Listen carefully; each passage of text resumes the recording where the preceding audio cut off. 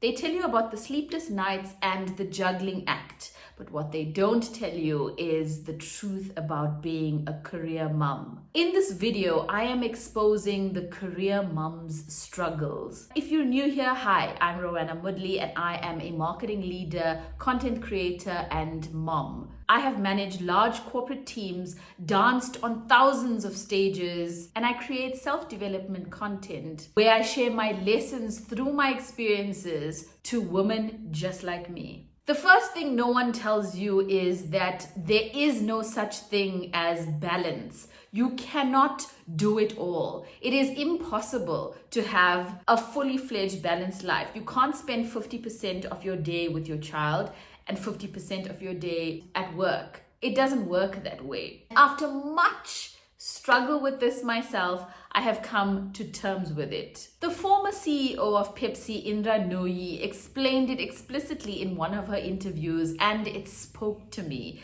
She said you cannot have balance. So what she does is she has concentrated time. When she's spending time with her children, she's giving them her undivided attention. And when she's spending time at work, she's giving work her undivided attention. So I thought, why don't I give that a try as well? And it works like a charm. Listen, it's very difficult in the beginning to have undivided focus. When you're going through some hard times at work and you're with your child, the only thing you can think about is the problem at hand. Or if you're at work and there's something going on with your kid, the only thing you can think about is your kid. What helps me to stay present and to stay focused is really being more mindful. And I do that through meditation practices, through breathing exercises. I call that pranayama. When you do pranayama, where you breathe in for 4 counts, hold your breath for 4 counts and breathe out for 4 counts. And you can do that for about 5 to 10 rounds. It starts helping you to focus better and it calms your system because you're letting in air and you're letting the bad air out and you're oxygenating your body to receive information and to be receptive to the environment that you're in. When you are more present and when you're more aware and you're more focused in the place that you are in and you're listening to the people that are talking to you and you're doing concentrated work, you are a better performer. The moment I started to do this, I saw a change and a shift in my behavior. I didn't feel agitated. I didn't get snappy. I didn't feel like I was missing out on something. Sure, there's times that I can't go to a concert or I can't make it to a cricket match because I'm putting in the work. And what motivates me and keeps me on track in order for me not to feel guilty is my why. Why am I doing this? I'm doing it for them, and everything I do it for you. And when I think about it like that, there's a sense of calmness within me and I realize it's okay, Ro. You're doing the most and you're doing the best. And explaining that to your family also is important.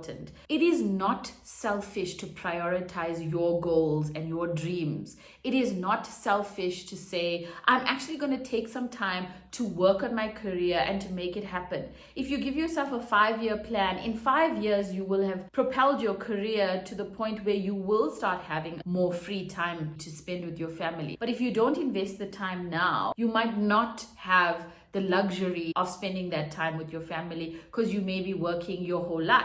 My mom was someone that always worked. She works in retail and she still works to this day. And we never really saw her. We never really had lots of weekends with her because she was working. When I looked at her, I learned from her that I also needed to work hard. She worked so hard that when she got home, she didn't even have time to spend with us because she was so tired, or she had to do chores, she had to cook or clean. And my lesson from my mom is that it's okay to work hard. And it's also important to spend some quality time with your family. Because my mom didn't have the luxury of time to spend quality time with us, or she may have not consciously tried to make the time to spend quality time with us. The years went by and we kind of grew up and she didn't realize we grew up. And when it was time for me to finally move out of the house, I think that's when she got a shock and she realized, oh no, my child is actually grown up now. She's going to live her own life and perhaps I should have done these things with her. You're not going to be everything all at once to everybody. And coming to terms with that and making peace with that that is the first step to being happier and to lead a healthier career mom life. The next thing no one told me is that my mind and my body will change forever. I remember when I just had my baby, it was like 4 days or 5 days out of hospital, and I had just come to my parents' house, went in the bathroom, and I was looking at myself in the mirror and I couldn't recognize myself. And I started to cry and I got so emotional because nobody told me that once the baby is out of my body wouldn't snap back to the way it used to look. Everything looked different. I couldn't recognize what I saw in the mirror. And it took me years to come to terms with the new body. It took me years to understand that my thinking is different. I was very feisty before I became a mom. I would say you don't have to change when you become a mom, but the truth is certain aspects of you must change when you become a mom. I was a social butterfly and I was out with friends and I was a very independent person. I would take long drives alone and I would sit and read. And quickly I realized that there is no time to do that. And if I wanted to become really successful at my career and also very successful at being a mom, I had to make some sacrifices. Before I became a mom, I didn't realize that so much would change and I wouldn't be recognizable. Look, there's certain moms that perhaps have a different story, like my mom. And I think that was where the pressure also came from, because my mom always told me stories about how when she had me, she literally jumped out of bed and was helping all the other moms, and visitors who came to see the new baby, which was me, didn't realize that she was the mom because she was just so fit. And that put like immense pressure on me because I wasn't that mom. I took a long time to heal. My mom delivered me naturally. I had a C-section. Nobody told me what to expect in a C-section. I went through it. My mind wasn't as happy-go-lucky when I delivered. I had a serious case of the baby blues. I would cry. I was finding it very difficult to breastfeed. I watched tons and tons and tons of videos to get the baby to latch, and every single method just didn't freaking work. So I just thought everything was impossible. I was overwhelmed. I was surrounded by my mom and my mother-in-law, and because I had the baby blues, I was just like feeling just so stuck. After time, I realized that all of those emotions were validated. All of those feelings were okay. It was part of the journey of becoming a mom. And then before you know it, you got to snap back and get into work gear and be this phenomenal career woman. And for me, coming back to the office after maternity leave was also challenging because nobody gives you a chance to slowly get with it. They're expecting you to come and bring it to the table. So while you've been talking baby talk and trying to latch the baby onto your boob, when you get back to the office, nobody cares about that. I mean, people can be sympathetic, but only a mom going through the same thing would relate. Other than that, everybody expects you to get the job done. And some corporates are vicious. There's no time to slow down. And with that comes the stress of you spending more time at work because you need to make sure that you are seen in a certain way as the strong career pumping woman. Pun on pumping. But you need to be this fully fledged, awesome person. And that's always positive, that's always driven, that's always getting it together. And there's possibly very little room for mistakes. So because my mind and my body changed, I had to also rebrand. I had to dress for this new body type. I had to find clothes that was comfortable for me. I had to also carry myself in a certain way because I'm a mom now. I can't be like ratchet. Ultimately, it's about finding acceptance when you become a mom, because when your mind and your body starts changing and you start thinking about things differently, you start looking differently, you start acting differently, your lifestyle starts changing as well. And in that pivotal moment, it's important not to lose yourself, because some of the things I did was to go into seclusion and not associate with people, and that's unhealthy and that doesn't serve you very well. It's about talking to each other or having platforms like this where there's relatability, to know that you're not alone in this, and it is a joy and a miracle to bring a human on earth. And the last struggle I want to talk about is when you have to leave work early because you got to do a school run,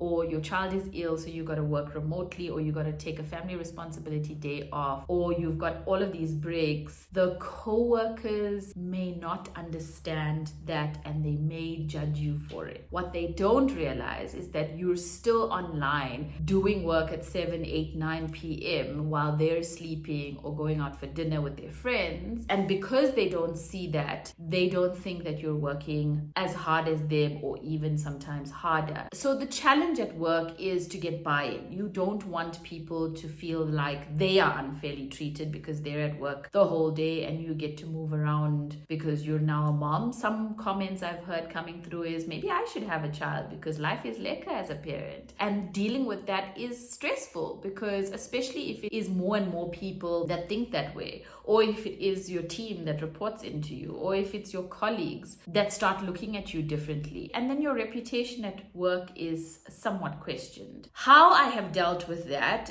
is just to try and be relatable to the people I'm talking to. The fundamental mistake is always talking about your child to everyone, showing them pictures, talking stories, all that good stuff. While it's so divine and so delicious to us, it may not be so divine and delicious to the receiver at work. So if you try and just talk about relatable stuff and not make it only about you and your kid, then you build rapport with them, and then they start forgetting about the fact that you actually are a mom or you have to leave early, and you build a different kind of relationship with them. Being relatable is always important. It's a key to building relationships. And I find that when I come across as being relatable, I am more liked, as opposed to when I'm talking about something that's not relatable to the person that I'm talking about. You can literally see them switch off, because it's very easy for a mom to go like, look at this picture and we did this in the weekend and da da da da, and then just go off on a tangent, and then the person is like, okay, not talking to Ro anymore because all she ever talks about is cleaning the house and her kids. And the other tip that has helped me with my work colleagues that are starting to judge me is to just work so damn hard that you cannot be unnoticed. Read the material that you need to read, go to the seminars that you need to network, take care of yourself, your mind, body and soul, and make sure that you're harnessing good energy around you. And that's how you get noticed. So when people start thinking negative things about you, or they start gossiping and scandalizing, your hard work is so loud that it cannot be unnoticed, or it cannot be pushed under the carpet. So fundamentally, what I want to say is that you can do it all, provided that you use the right tools and you do it intelligently and you plan yourself well. I talk about how to plan and block out time in my previous video, so go and check that out if you want further details on how to plan and be more productive in your time management. It is just about having a plan and knowing how you're going to plan your day and doing it consistently. If it's 5 to 5:30 and it's every single day, Monday to Friday, it's consistent and your child remembers it. Whatever you want to do in life, you can put it down in your calendar and you can make it happen for yourself. First, you have to start with the thing that you can do with the least amount of effort. And as you tick the boxes of the things that you want to do in life, you can fulfill your dreams. You can lead a happy life. I appreciate you. Thank you so much for choosing the front row. We'll do this again soon. Cheers.